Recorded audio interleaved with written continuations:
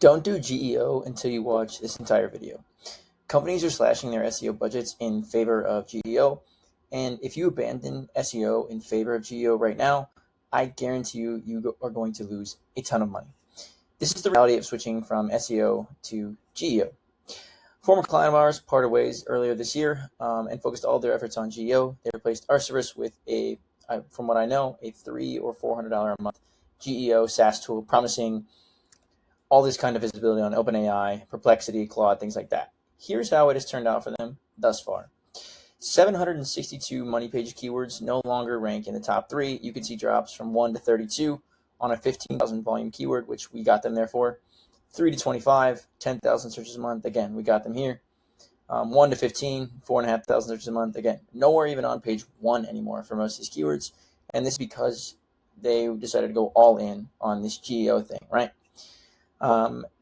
Also, 20% declines in non-branded transactional search traffic. So when you take in all of these rankings, take out all their branded search, 20% declines since then, just on their collection page traffic alone. Okay, so revenue-wise, I don't know specifically how much this is impacting their bottom line. I have to imagine it is substantial. But I tell you, shedding keywords from 1 to 32 on a volume of this high, 3 to 25, 1 to 15, 1 to 31, 2 to 6, like all 3 to 15, like all of these keywords were playing an enormous role in driving revenue for them. We helped them grow from like 12,000 to like, I think just over 100K a month in SEO revenue. 20% declines in that is taking, I would assume, 20% in revenue, at least assuming the trend is the same. Okay.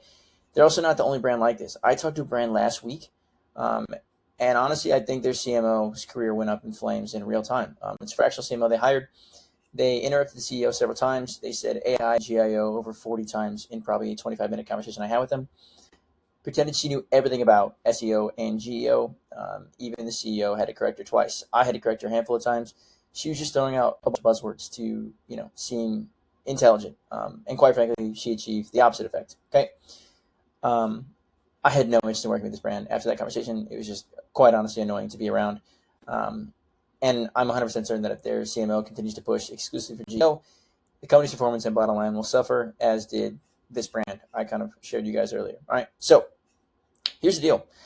We're extremely early on GEO right now. Okay. We work with 25 e-commerce brands currently at our agency, which span 15 plus niches, all kinds. Beauty, cosmetics, fashion, camping gear, supplements, food delivery, you name it. Okay. 4 plus countries, all English speaking markets, US, Canada, UK, Australia. 7 to 9 figures, as low as 25K a month, upwards of $40 million a month in annual revenue or in monthly revenue. Those 3 like kind of rough segments are what encompasses all of our brands across all 25 of them, which is a pretty nice range, especially given the demographics and size and regions. Less than 1% of all of their traffic for each brand is coming from AI referral traffic. Okay, less than 1%. Now, if you work in e-commerce, digital marketing, tech, whatever, you probably use AI all the time. I use it daily. I don't open ChatGPT all the time, but we've got it built into a lot of our workflows, and I use it for informational queries when I need to, or kind of help me ideate on things, business growth, strategies, whatever. You and I live in a bubble using it every day. This tweet from Nick Meager I think is great. Looking at the numbers, 14 billion searches a day on Google, 37 million searches a day on ChatGPT, right? Now, if you look a year ago, there were like, a single-digit million searches a day happening on ChatGPT. So I'm not saying ChatGPT is not growing. I'm just saying it is still a fraction of the size of Google and a fraction of the power, okay? You and I use it every day because we work in this space. The average person simply does not. Based on these numbers, 37 million is 0.26% of 14 billion. That is 1/4 of 1%, okay? Using the 2 brands I explained to you above, the one we worked with and the one I took a sales call with, I believe it is financially irresponsible to kill a channel that's doing 10 to 30% of your revenue, which is SEO, in favor of GEO, which is currently doing less than 1% of current sessions. Not even 1% of revenue, just 1% of your traffic sessions. That's it. It's probably contributing like 1/4 to 0.5% of revenue, even for the best brands out there. Okay. So is GEO the future? I don't know, right? Probably, maybe. I'm leaning towards probably. Okay. Is there still a ton of money to be made in SEO? 100%, absolutely. And again, I think it is financially irresponsible for you to just ban an SEO because you use ChatGPT every day, so do the rest of your customers. I would bet if you ran a customer survey right now, you would learn that most of them are still buying on Google or other platforms. Okay.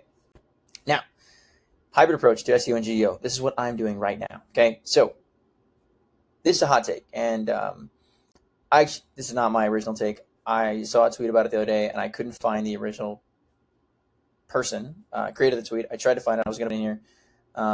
So if you see this, if that person sees this, thank you for your opinion. I actually agree with you. Google is probably the best positioned company to dominate AI and the future of GEO and search. I believe far more than Perplexity, OpenAI, Claude, Grok, and any other platform is. They have the tech stack to make it happen over the long term, even if they are taking some L's in the short term. Okay, by no means is Google a perfect product, right? Every SEO has had their frustrations with Google at one time or another. I've had my own. They are facing monopoly lawsuits. Their ads platform is whatever it is. Like, it's not perfect. However, they are a giant, far bigger than Perplexity, OpenAI, Claude, Grok, and they've got the tech stack, and they've been in the game a hell of a lot longer than any of these other CEOs have. And I honestly think that Google is going to win out over the long haul. Now, is it going to be 10 blue links like Google's always been? No, not a chance. It's going to be some form of generative search. But I believe that honestly Google is still going to be the platform that is the market share winner, quite frankly. Okay. Now, that hot take aside, I understand your interest in wanting to optimize for SEO as well as AI and GEO. So this is what I'm currently doing. Our standard SEO approach, which works for Google and LLMs, by the way, the foundation of LLM knowledge bases is built off of what is found on the internet. Okay, there are a handful of studies out there that show a pretty direct correlation between ranking well in Google and ranking well in various LLMs. Right now, of course, each LLM has its own system. There are certain things you can do to optimize better for other LLMs versus another. Another big common thing is branded mentions is a big common thing. You can get those through guest posting, Reddit, product roundups, all that kind of stuff. We'll talk about a little bit of that later on. Okay. Now, again, my standard SEO approach, pretty simple, pretty streamlined. Basic technical implementation, I talk about that a lot. I think technical SEO for a lot of stores is quite frankly not a waste of time, but you're going to see diminishing returns over time. Okay. Basic technical implementation now is broken links, crawl budget, indexing, all that kind of stuff, and implementing schema. Schema also actually helps improve your visibility in AI, so definitely worth doing.